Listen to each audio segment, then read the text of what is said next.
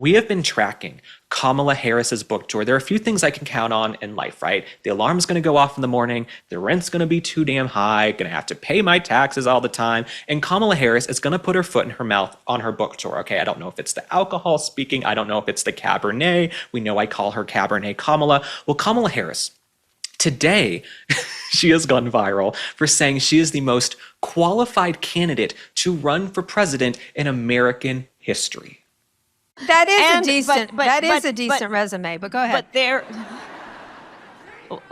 Well, some people have actually said I was the most qualified candidate ever to run for president. I like the some people say. Very nice, but go ahead. I'm just speaking fact. Yeah. Even the liberal interviewer, Kara Swisher. Okay, Kara Swisher is very liberal. She's not someone who would ever want to be stuck in an elevator with me. Kara Swisher was calling a flag on the play. And as I say, I don't know what a flag on the play means. I think it's a sports term, but nonetheless. Kara Swisher was like, I call BS on that. For Kamala Harris to say she's the most qualified candidate to ever run for president, who's saying that? Kamala, I think those are the voices in your head. I think the voices in your head are telling you you're great and you're amazing. I think it's the yes people. I think it's your boxes of wine you're surrounded by that are telling you you're great, keep running. This is how delusional Kamala Harris is and why she should never be near the nuclear codes ever again. The fact that she thinks she's the most qualified candidate to ever run for president, I dare you guys, please, in the comments, I study politics, I follow the campaign every single day. Name one hallmark, achievement, or accomplishment Kamala Harris has on her resume. Name it. Name it. I think Kamala Harris, if I really look at it, Kamala Harris is a lot like Meghan Markle and a little bit like Amber Heard and some of these women. They're sociopathic enough, in my opinion, and they can read people enough to social climb and get themselves into the right rooms, into the right spaces, but then they can't really get it over the line. They can't really bring home the bacon when they have to stand on their own 2 feet. Because watching Kamala Harris even give an interview, watching her give interviews is like watching a dog walk on its hind legs. Okay, so for Kamala Harris to say she's the most qualified candidate, what have you done? For 4 years, you were put in charge of the border, and then you oversaw the worst border invasion in world history. Kamala Harris, world history, drugs pouring in, fentanyl, crime, Laken Riley, Jocelyn Ngari's blood on Kamala Harris's hands.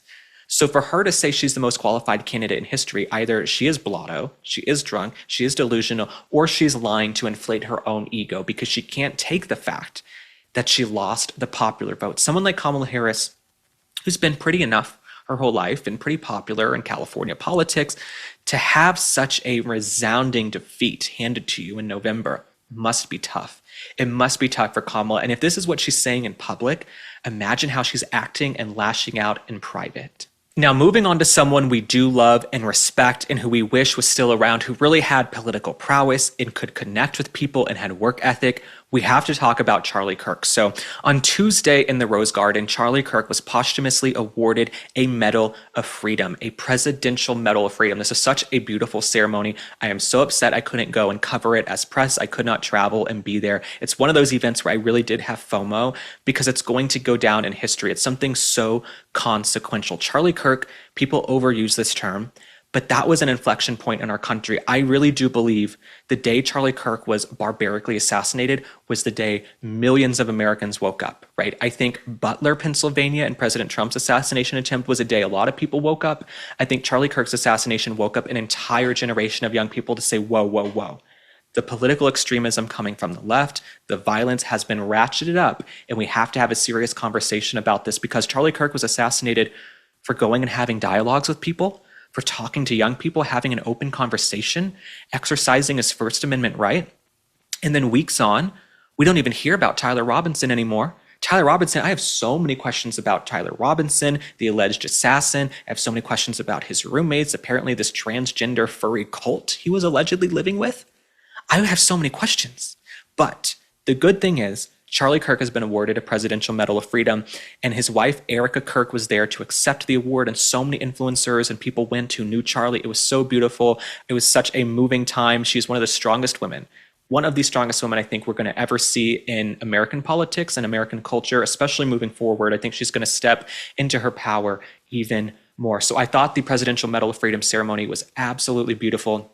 And the last thing I'll say about it, Joe Biden gave medals of freedom to Anna Wintour, in celebrities, in George Soros, right? So I felt like Charlie Kirk's posthumous, Medal of Freedom was a return to its pure intent, right? It was what the Medal of Freedom was intended to be for, people who have actually done things for this country and sacrificed and made big waves in our culture and in our society. And so my thoughts and my prayers, I know it sounds trite, but my thoughts and my prayers, of course, as they do every day, go out to Erika Kirk and her 2 young children and the entire Turning Point family.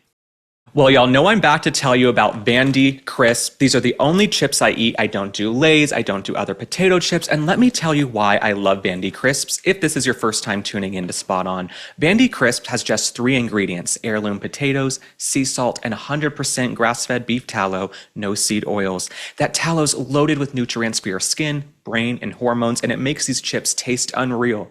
The tallow means you're satisfied without overeating, which makes it the perfect snack. You need to give Vandy a try, so go to vandycrisps.com/link and use code LINK for 25% off. That's vandycrisp.com/link, code LINK for 25% off your first order.